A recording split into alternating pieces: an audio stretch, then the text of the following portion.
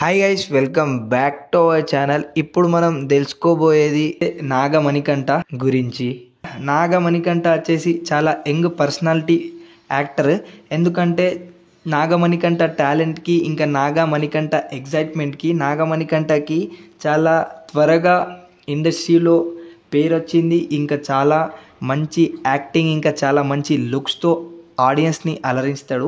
నాగమణికంఠ వచ్చేసి ఆంధ్రప్రదేశ్లో జన్మించిండు. ఇంకా హోమ్ టౌన్ కూడా అక్కడనే ఉంటాడు.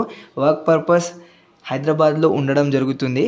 సో అతని వర్క్కి, అతని హార్డ్ వర్క్కి బిగ్ బాస్ సీజన్ 8 టీం ఏదైతే ఉంటుందో ఆ టీం వచ్చేసి నాగమణికంఠకి అప్రోచ్ అవ్వడం జరిగింది. సో దాంతోపాటు నాగమణికంఠ నో చెప్పలేక మంచి ఆఫర్, మంచి పెద్ద ప్లాట్ఫామ్ రియాలిటీ షో అని సైన్ చేయడం జరిగింది.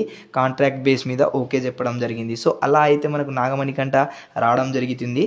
సో యంగెస్ట్ పర్సనాలిటీ, చూద్దాం మరి ఎలా ఉంటుంది, ఏంది, ఎలా పర్ఫామ్ చేస్తాడు, డిఫెండ్ చేయగలుగుతాడా లేదా అనేది చూసుకుందాం. నెక్స్ట్ ఇలాంటి అప్డేట్స్, ఇంకా నెక్స్ట్ కంటెస్టెంట్స్ గురించి తెలుసుకుందాం. సో దాని గురించి ఛానల్ని సబ్స్క్రైబ్ చేసుకొని బెల్ ఐకాన్ని క్లిక్ చేయడం మాత్రం మర్చిపోకండి. Tata, bye bye.